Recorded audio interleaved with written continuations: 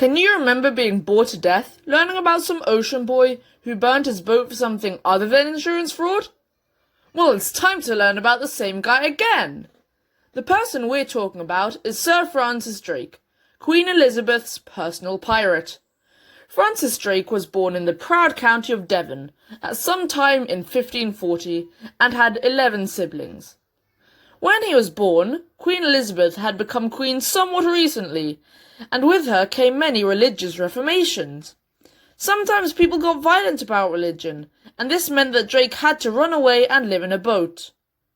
Foreshadowing. So there was a merchant on the boat that taught him about sailing, and he began his pirate journey with his cousin John. It didn't go well, but it was probably these adventures that solidified Francis's career path as a pirate. Now that we've got the hero's beginning out of the way, it's time to get into the juicy details of how Drake destroyed the Spanish on multiple occasions and benefited the world in other ways. Let's begin with what made Francis Drake into Sir Francis Drake. The Queen hitting his shoulders with a sword. The question is why she did this.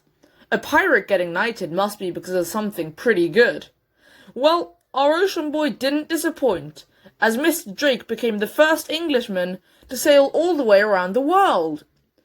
Maybe another reason he got knighted for this was because it was all part of a secret mission to get the Spanish. Oh, Britain and Spain weren't really friends at the time. Spain was a world superpower with a large empire, and Britain resisted their attacks with their navy, and they helped out some Dutch rebels. The thing is, Drake seemed to destroy all the Spanish throughout his life. Until he didn't. And then he died. Moving on, Drake actually massively benefited world trade by making a massive discovery.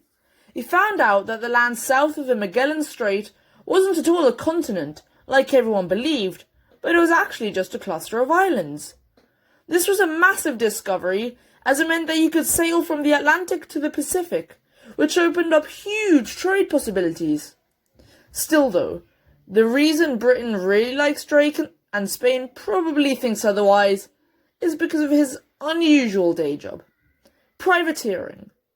A privateer was just a pirate who was allowed to steal in the name of the Queen. And steal he did. Britain had a grudge against Spain, so they decided to focus their best privateers on them, though it may have just been because the Spanish were everywhere and they were swimming in their South American gold. However you word it, Drake stole money from Spain. He killed the people from Spain. He stole slaves from Spain. I mean, he really didn't like Spain. So one day, Spain decided they really didn't like Britain, and the fact that they weren't in the Empire. The answer? From the largest naval force ever seen for hundreds of years. The Spanish Armada. As you probably know, this attack didn't go well for Spain. But since the whole thing is about telling you about stuff you already know, it's time to learn about Ocean Boy versus lots of boats. The Spanish Armada was on the way to Britain when, in true English fashion, the only defences were running late due to a storm. Luckily, they managed to get out of port and head for the Armada. This was when they realised that there were lots of boats and that Ocean Boy was gonna have to make some miracles happen. After a long fight for the direction of the wind, the British got it, and you know our knight is gonna capitalise on it.